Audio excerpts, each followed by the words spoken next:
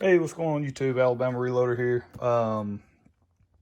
So if you watched the previous video about the results on the 6.5 Creedmoor using the Sierra Pro Hunters and the Nosler partitions, then you'll know that I didn't even put calipers on those bad boys because they just kind of sucked. Let's see. So didn't even fool with measuring the groups. You know, if I were to see like super stellar performance out of those two, these guys right here down at the bottom, then you know that would definitely be something that I would at least explore on loading up some to take hunting, hog hunting, or whatever. But the fact that the performance was just god awful across the board, didn't really have anything. I mean, you only had one Nosler group that looked halfway promising, and then you kicked a couple out on that group. So, but everything other than that wasn't even close, right? Wasn't even close.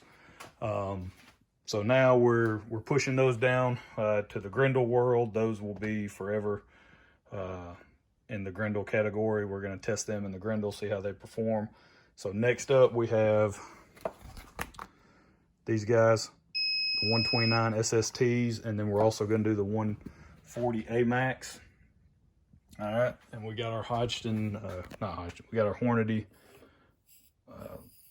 manual over there, kind of guiding and directing us on what we're doing as far as our charge weights go. We switched back to H4350. Yeah, that's just sort of, yeah, we'll see how it performs.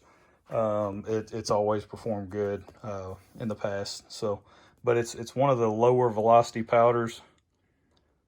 You know, down here for the 129 and 130 grain class in their manual, it's a low velocity powder. You know, relatively speaking, considering some of the other options that you have. Same thing over here for the 140 class.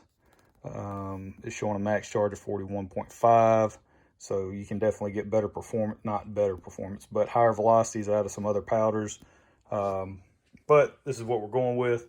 So we're going to load up five shot groups for the 129s. I've already started that there. And then five shot groups for the 140 AMax. So that's it. Running, let's see. We did the max, and then we're going to do the max for both projectiles and work backwards 2/10 of a grain. So, I mean, we're only dropping like a grain in powder. So, you know, it should be, hopefully, if we can find decent groups, you know, we'll be toward the top end of the velocity spectrum there. And hopefully we have some pretty good performance out of that. What else?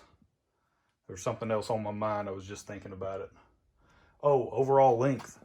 For the 129, this guy, see it says 2.670. I loaded it at 40 thousandths long. This is 2.71. Okay, so that's 40 thousandths long, and I felt some crunch going on with that powder charge. So that is a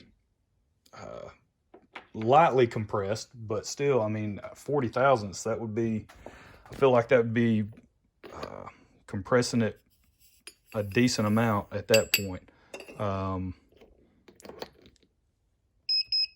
So we're just going to roll with being 40 thousandths longer than the manual. Plus, it puts us right there, kind of near the base of the cantilure.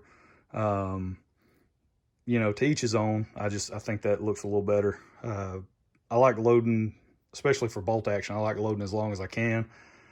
Probably could have loaded these a little bit longer, but then it probably would have looked a little funky.